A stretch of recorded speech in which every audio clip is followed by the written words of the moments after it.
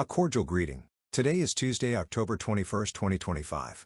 This is meteorologist Ruben Garcia. At the time of recording this video, it is 6 p.m. in the Caribbean, where we are monitoring what is now Tropical Storm Melissa, which formed today at 11 a.m. and is associated with what was previously Invest 98. Throughout the day, we have seen how this tropical cyclone has been struggling with wind shear from the west and some dry air that has been entering the circulation of the tropical storm. This has helped keep it weaker but has also caused it to move farther west, which affects its future track.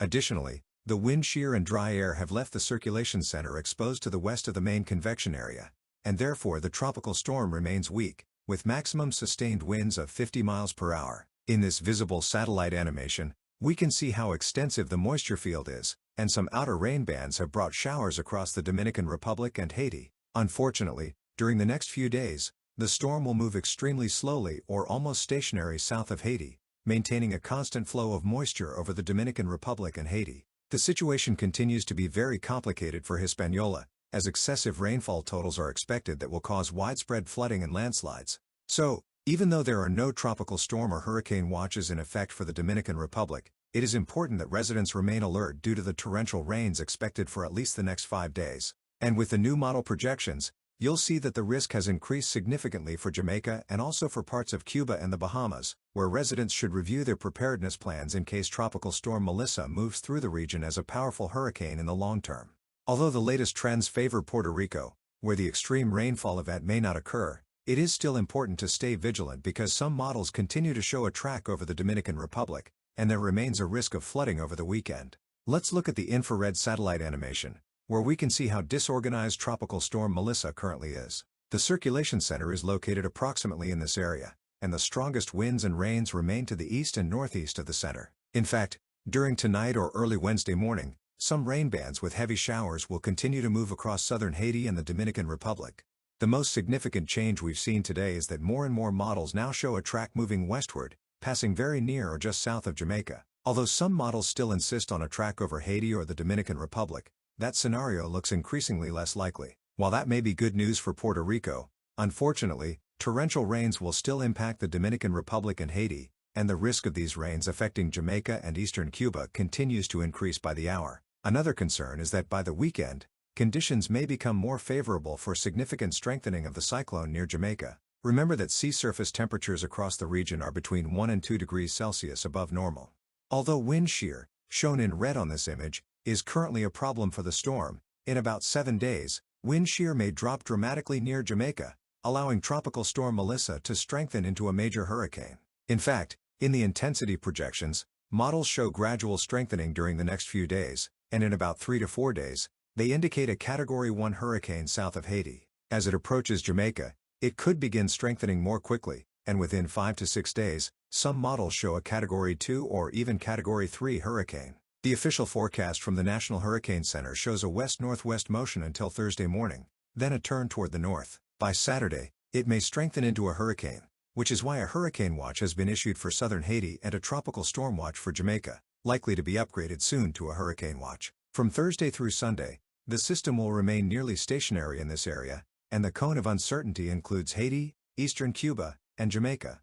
It is important that everyone in these areas stay alert to the evolution of Tropical Storm Melissa, especially because uncertainty remains high regarding its long-term path. For example, in the ensemble of American model members, some tracks go as far west as Honduras and Nicaragua, while others go as far east over the Dominican Republic and Haiti. Others agree with the operational models, tracking very near or over Jamaica, eastern Cuba, and the southern Bahamas. This is one of the greatest forecast uncertainties we've seen in years, and the reason why basically the entire Caribbean, as well as Nicaragua and Honduras, should stay attentive to the cyclone's evolution.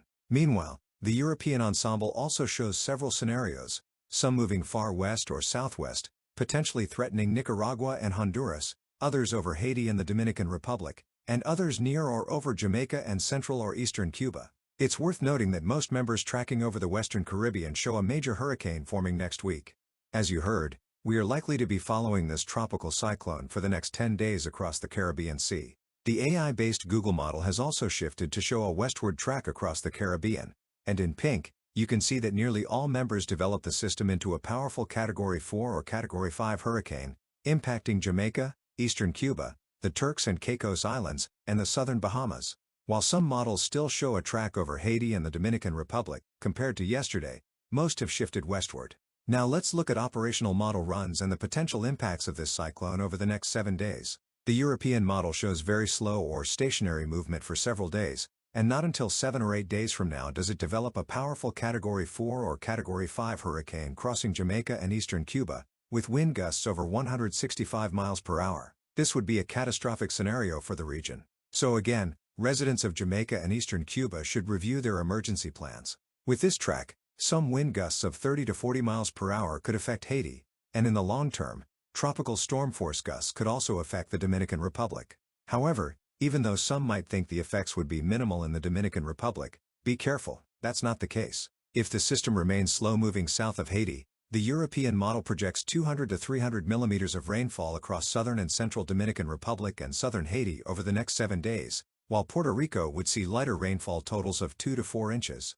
The situation could become very serious for Jamaica, as the European model scenario could bring a historic rainfall event with totals exceeding 600 to 700 millimeters over the next week.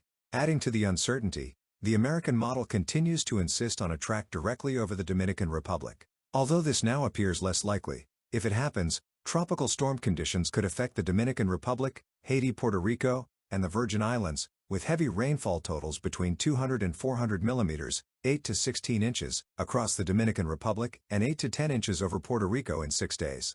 This is why Puerto Rico must continue to monitor the situation closely. Any deviation in the system's path could bring a significant rainfall event.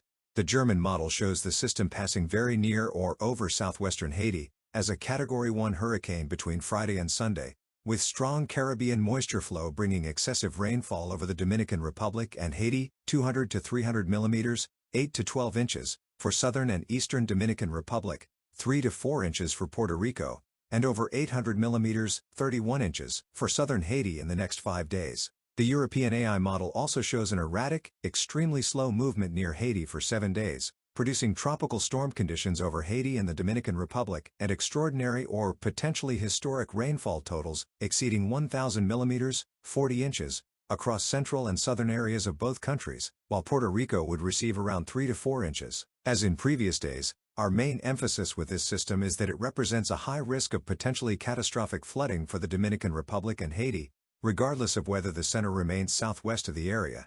The rain bands in the northeastern quadrant will bring prolonged rainfall for the next 5 to 7 days. Although the risk for Puerto Rico appears lower, any shift of the system northeastward could bring a significant rainfall event over the weekend. So, please continue monitoring updates from the National Weather Service. For our viewers in Jamaica and Cuba, stay alert to the evolution of future Hurricane Melissa.